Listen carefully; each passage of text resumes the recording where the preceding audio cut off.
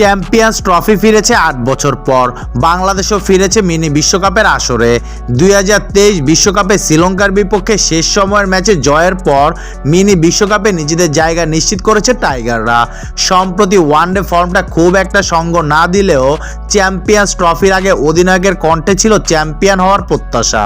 বর্তমানে সেই আসরকে সামনে রেখে বাংলাদেশ দল অবস্থান করছে দুবাইয়ে, যেখানে তাদের জন্য আসরের প্রথম ম্যাচে অপেক্ষা করছে দুইবারের চ্যাম্পিয়ন ভারত।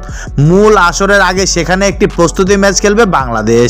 বিসিবির প্রকাশিত ভিডিওতে গতকাল দুবাই থেকে নিজের অবস্থান জানিয়েছে পেসার তানজিম হাসান সাকিব। প্রথম দিনের অনুশীলন পর্ব শেষে তানজিম সাকিব বলেন, আমরা রাতের ফ্লাইটে দুবাই এসেছি, পরের দিন বিশ্রাম নিয়েছি, তাই আমাদের রিকভারি খুব ভালো হয়েছে। আর এসে অনুশীলন করার পর শরীর আরও ভালো লাগছে। প্রস্তুতি ম্যাচের লক্ষ্য নিয়ে তার মন্তব্য, প্রস্তুতি ম্যাচ থেকে আমরা মূল ম্যাচের প্রস্তুতি নিয়ে নেব।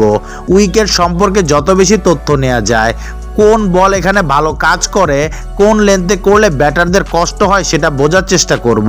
তানজিম সাকিব আরও বলেন, আমাদের প্রথম অনুশীলন সেশন খুব ভালো গিয়েছে। প্রথমে জিম করলাম, পরে নেট সেশন ভালো কেটেছে। ব্যাটিং, বোলিং ও ফিল্ডিং সব বিভাগেই আমরা করেছি।